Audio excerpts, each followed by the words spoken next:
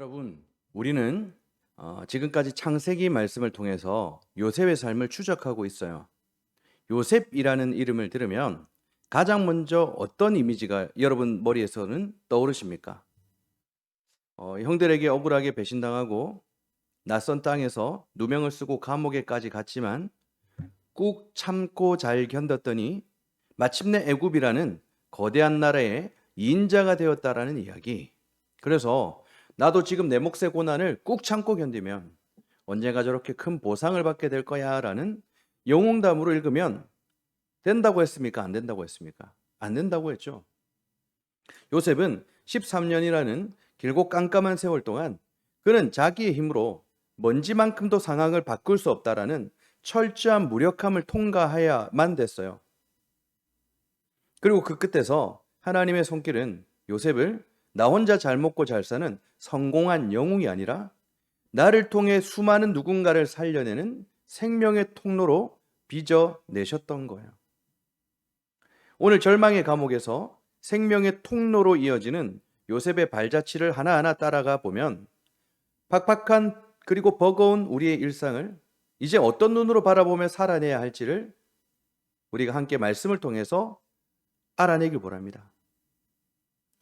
여러분, 오늘 본문의 무대는 당대 최고의 권력과 부를 자랑했던 애굽의 신장부죠.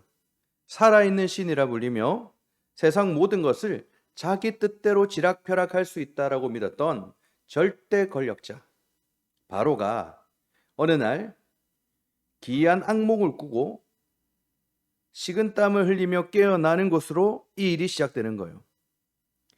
애굽의 지혜자들은 과거의 데이터와 비법서를 통해서 어떻게든 이 상황을 자신들이 통제하고 예측해 보려고 노력했습니다. 하지만 그들의 방식이 전혀 통하지 않았어요. 왜일까요? 바로의 꿈은 인간이 데이터를 쥐고 흔들 수 있는 영역이 아니라 인간의 예측을 완전히 깨뜨리며 역사를 끌고 가시는 분이 누구인지를 알리는 하늘의 선포였기 때문이죠. 그리고 바로 그때 옥살이를 하고 있던 깡마르고 초라한 히브리 제수 요셉이 애굽의 왕 바로 앞으로 뚜벅뚜벅 걸어 들어오게 됩니다. 세상에서 가장 약해 보이는 이 청년은 세상에서 가장 강력한 통치자의 얼굴을 똑바로 쳐다보면서 이렇게 말하죠. 제게는 답이 없습니다. 그러나 하나님께서 바로에게 평안의 답을 주실 것입니다. 평안의 대답을 주실 거래요. 그리고 이어지는 두 가지 낯선 단어를 내뱉죠. 하나님이 이 일을 이미 굳건하게 정하셨고 단 1초의 오차도 없이 신속하게 이루실 것입니다.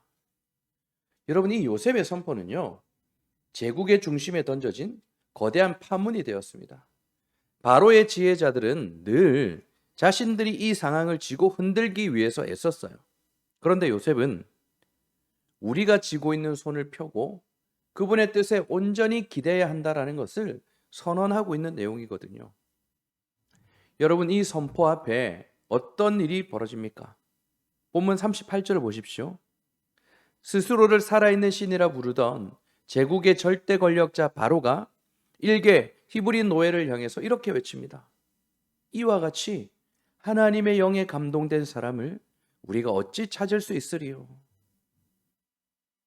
세상의 가장 높은 곳에 있던 자가 가장 밑바닥에 있던 죄수 안에서 하나님의 영을 발견하고 자신의 모든 권한을 넘겨주는 엄청난 일들이 일어나고 있는 거예요. 여러분, 하나님의 지혜는 과거의 데이터를 뒤적이는 자들이 아니라 이렇게 철저히 하나님께 엎드린 자를 통해서 나타난다는 것입니다. 여러분, 요셉의 입술을 통해 흘러나온 이미 정해졌다, 그리고 오차 없이 이루신다라는 말에 이 깊은 감동의 울림을 상상해 보십시오. 사실 요셉의 입장에서 노예로 그리고 죄수로 썩어가던 지난 13년은 얼마나 지독하게 느린 시간이었으며 끔찍한 시간이었겠습니까? 자신의 인생은 완전히 다 망가졌고 하나님은 나를 까맣게 잊었다라고 생각했을 거예요. 하지만 하늘의 시선에서 바라봤을 때 그 적막한 시간은 단 한 번도 멈춰 있지 않았죠. 겉보기에는 역사의 쓰레기통에 버려진 시간 같았지만 사실 요셉은 그 억울한 공간에서 세상의 권력자들이 풀지 못한 수수께끼를 풀어내고 장차 수백만 명의 생명을 살려내 내면의 그릇을 넓히는 그런 치열한 시간을 가지고 있었던 거예요. 여러분, 우리의 삶도 마찬가지입니다. 우리는 툭하면 다가올 흉년을 피하게 해달라고, 내 눈앞에 장애물을 좀 치워달라고 떼를 쓰죠. 내 뜻대로 환경이 풀리지 않으면 쉽게 하나님을 원망합니다. 그러나 여러분, 애석하게도 성경은 단 한 번도 우리에게 흉년을 없애주겠다라고 약속한 적이 없어요. 7년의 넉넉한 풍년도, 눈앞이 깜깜해지는 7년의 흉년도 모두 하나님이 커다란 그림 속에서 필요한 물감과 같은 것들이었어요. 그러므로 지금 여러분이 겪는 이 답답한 지연과 단절의 시간 역시 결코 실수로 버려진 시간이 아니라는 것을 기억하셨으면 좋겠습니다. 여러분, 바로의 마음을 움직인 요셉은 하루아침에 애굽의 2인자가 되죠. 자, 보통의 드라마라면 여기서 자막이 올라가며 화려한 막을 내려야 돼요. 그리고는 제2막이 시작되는 거죠. 이제 고생 끝, 행복 시작. 그런데 총리가 된 요셉의 행보는 참 이상해요. 46절부터 봅니다. 요셉이 애굽 왕 바로 앞에 설 때에 30세라. 그가 바로 앞을 떠나 애굽 온 땅을 순찰하니 7해 풍년에 토지 소출이 심히 많은지라. 요셉이 애굽 땅에 있는 그 7년 곡물을 거두어 각 성에 저장하되 각 성읍 주위 밭의 곡물을 그 성읍 중에 쌓아두매. 아멘. 여러분, 요셉은 화려한 궁전에 발을 뻗고 쉬는 대신 그날부터 7년의 풍년 내내 온 나라를 직접 두 발로 뛰어다니며 땀을 흘리게 됩니다.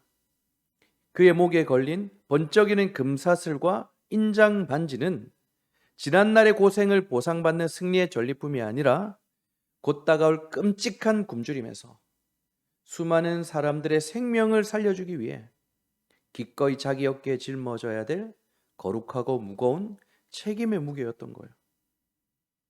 게다가 요셉은 바로가 내려준 이방인의 이름표를 달고 태양신을 섬기는 제사장의 딸과 가정을 꾸려요. 45절. 그가, 그러니까 바로가 요셉의 이름을 사브낫 바네아라 하고 또 온의 제사장 보디베라의 딸 아스낫을 그에게 주어 아내로 삼게 하니라. 여러분, 우리가 이 대목을 읽으면 왠지 마음 한구석이 불편해지죠. 아무리 그래도 믿음의 사람이 우상 숭배를 하는 제사장 집안의 딸과 결혼을 하고 이름마저도 이방식으로 바꾸는 건 조금 아니지 않느냐라는 생각을 하는 것이죠. 왜냐하면 우리는 보통 신앙이 좋다라는 것을 세상의 험한 풍파로부터 나를 깨끗하게 분리시켜 온실 속에 머무는 것이라고 생각하기 때문입니다. 하지만 여러분, 가만히 생각해 보십시오. 사므납 바네아라라는 이름은 단순히 비밀을 푸는 자라는 뜻을 넘어 당시 언어로는요, 신이 말씀하시니 그가 산다, 더 나아가 세상의 구원자라는 엄청난 뜻을 품고 있어요. 요셉이 이방의 이름을 달고 애굽의 심장부로 들어가게 된 것은 세상의 편안함과 적당한 타협을 한 것이 아니라 오히려 죽어가는 세상을 살려내기 위해서 가장 냄새나고 어두운 세상의 중심부로 기꺼이 들어간 거룩한 투신이었어요. 마치 철저히 위장하고 적진 한가운데로 침투하여 결국 성문을 열어 제낀 거룩한 트로이 목마와 같은 것이죠. 세상이 요셉을 집어삼킨 것 같았지만 사실은 하나님께서 요셉을 통해 세상 가장 깊은 곳에 생명의 씨앗을 심으신 것입니다. 여러분, 요셉의 치열한 삶의 한복판에서 그의 내면에 일어난 가장 아름다운 기적은 그 아들 두 이름에 고스란히 담겨져 있어요. 애굽의 2인자가 되어서 얻게 된 첫 번째 아들, 첫 아들. 남들 같았으면 복수, 정복, 이 거창한 이름을 지었지 않겠습니까? 그러나 요셉의 첫째 이름은 므낫세예요. 므낫세. 나의 모든 고난과 아버지 집의 아픈 기억을 잊어버리게 하셨다라는 뜻입니다. 여러분, 더 이상 성경에서 언급하지 않지만 므낫세, 이 이름의 뜻만 보면 보디발과 그의 아내에 대한 증오도 사라졌다라는 것을 알 수 있겠죠. 여러분, 요셉이 애굽의 총리가 되었을 때 보디발과 그의 아내가 어떤 반응을 보였을까요? 벌벌 떨었겠죠. 지옥을 살았을 거야. 그것만 해도 그들은 이미 심판받은 거죠. 아무튼 지유의 기적은 이제 여기서 멈추지 않았습니다. 요셉의 둘째 아들의 이름은 에브라임이죠. 내가 수고한 땅에서 번성하게 하셨다라는 뜻이에요. 여러분, 이 고백을 가만히 음미해 보십시오. 여기서 수고한 땅은 요셉이 겪었던 고난과 어려움이에요. 내면의 상처를 온전히 씻어낸 요셉 앞에 마침내 오늘 본문 53절과 54절의 상황이 펼쳐져요. 7년의 풍년이 끝나고 말씀대로 온 세상에 끔찍한 기근이 덮치는 거예요.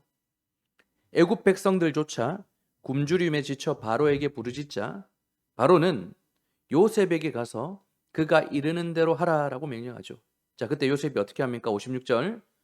온 지면에 기근이 있음에 요셉이 모든 창고를 열어. 여러분, 바로 이 장면이에요. 13년 전 형들에 의해 깊고 어두운 죽음의 구덩이에 던져졌던 그 소년이 이제는 온 세상을 살려내기 위해 생명의 창고를 활짝 여는 구원자로 우뚝 서게 된 것입니다. 수고하고 버려진 것 같았던 땅에서 맺은 열매 에브라임으로 열방을 먹여 살리는 하나님의 거대한 구원의 역사가 마침내 완성되는 순간이죠. 말씀을 맺겠습니다.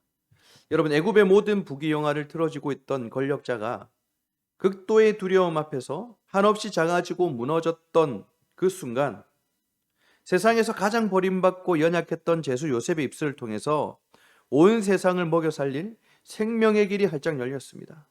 그러므로 여러분, 오늘 말씀을 통해 오직 철저한 무력함 속에서도 하나님의 섭리를 끝까지 신뢰하며 자신의 깊은 상처를 기꺼이 사명으로 승화시킨 한 사람을 통해 죽어가는 영혼을 살리는 기적이 시작되었다라는 것을 기억하십시오. 사랑하는 여러분, 지금 여러분이 딛고 서 있는 땅이 어디입니까? 여전히 억울함과 눈물로 얼룩진 깜깜한 감옥 한가운데 계십니까? 아니면 끝이 보이지 않는 흉년의 두려움 속에서 밤잠을 설치고 계십니까? 하나님은 오늘 여러분에게 므낫세의 은혜를 부어주시기를 원하십니다. 나를 찌르고 아프게 했던 과거의 상처, 깊은 억울함, 나를 벼랑 끝으로 내몰랐던 사람들을 향한 분노가 십자가를 덮으시는 은혜 앞에서 이제는 가감히 흘려보내시길 바랍니다. 더 나아가 이제는 에브라임의 축복을 갈망하십시오.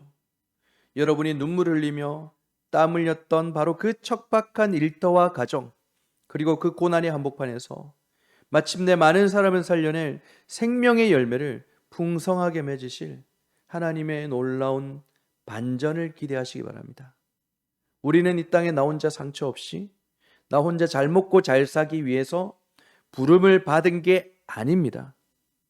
요셉이 애굽의 심장부에서 세상을 살려내는 거룩한 트로이 목마가 되었듯 우리 역시 냄새나고 무너져가는 세상 속에 기꺼이 들어가 십자가를 지고 생명을 나누어주는 통로가 되어야 되는 거예요. 그러므로 여러분, 내 삶을 뒤흔드는 흉년을 두려워하지 마십시오. 하나님께서 이미 굳건하게 정하셨고 단 한 치의 오차도 없이 여러분의 삶을 가장 아름답게 완성해 나가실 것입니다. 십자가에서 모든 고난과 사망 권세를 깨뜨리시고 부활하셔서 우리의 참된 생명의 떡이 되신 예수 그리스도만 바라보시기 바랍니다. 그 주님께서 오늘 여러분의 흐르는 눈물을 닦아주실 것이고 여러분을 흉년된 세상을 살려내시는 축복의 통로로, 거룩한 생명의 통로로 다시 세워주실 것을 믿습니다. 오늘 여러분의 모든 삶의 현장 위에 요셉을 빚어내셨던 그 크신 하나님의 은혜가 폭포수처럼 임할 수 있기를 우리 주님의 이름으로 축원합니다. 함께 말씀을 기억하며 기도하는 시간을 가집시다.